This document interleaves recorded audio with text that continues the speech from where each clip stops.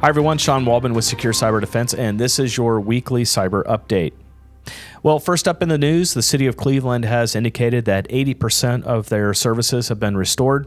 It's hard to tell what the other 20% are, but in an incident like this, in a city their size, there's a lot of work that has to be done in order to get things back up and running. A lot of factors come into this, like what was your backups? Were they good? What type of vendor support did you get? All those types of things come into that. So we'll continue to monitor, but it looks like the city of Cleveland is well on their way to recovery. Second of all, in the news, Kaspersky has been banned. This was upheld.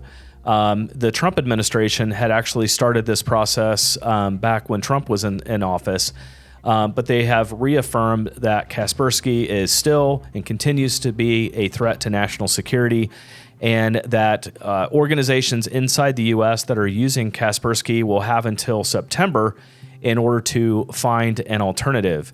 Because after September, updates and the sale of the product will actually be banned inside the United States. So if you're using Kaspersky today, you probably should have replaced this long ago, but if not, you'll have until September to find a replacement.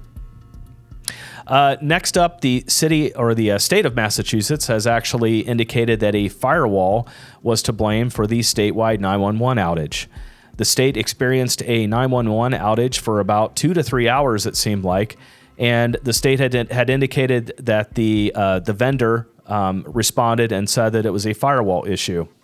Now, this is a little concerning for multiple reasons. Number one, it begs the question, what type of redundancy was out there? What type of change occurred if the 911 calls were flowing through the firewall, which probably indicates that this was a next generation 911 phone system operating off of IP-based networks. But it's a little disturbing that something like a change or an upgrade or something would have affected the firewall at that hour. This actually happened during the week. I think it was during the week in the afternoon.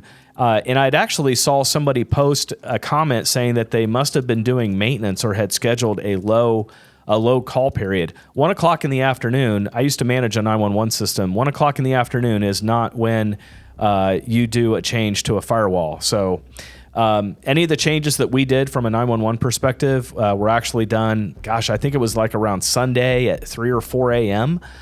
Because your call statistics will tell you when your lowest call volume is and when it's safe to do that. But still, what type of redundancy was there to prevent this? So I will imagine that more information will come out on this in the future.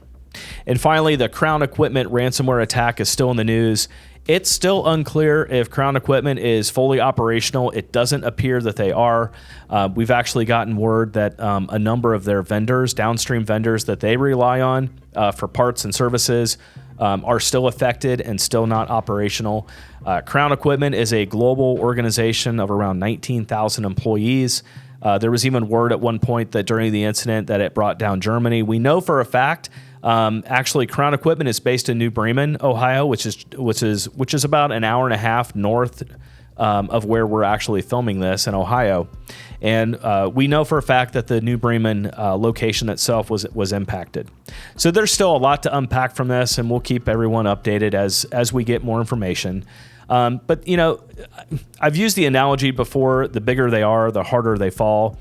This is not a situation where we throw stones on a glass house. Any cyber incident can happen to anyone of any size in any organization. One of the best things that you can do is have a plan, have a third party come in and look and see where you are from a cyber perspective, and then practice that plan. Those are probably three of the best pieces of guidance that I can give. That's all we have for today. If you got a lot out of this, please like and subscribe. Pass this on to others. Also, check out our podcast that comes out every Thursday. You can find it out on any of the Apple Podcasts, Spotify, called CS Cyber, where we take a look in depth at a lot of these articles and a lot of these situations. Our CISO, Chad Robinson, joins me on a weekly basis to basically just drill into things in a little bit more detail. I appreciate all of you, and hey, let's be careful out there.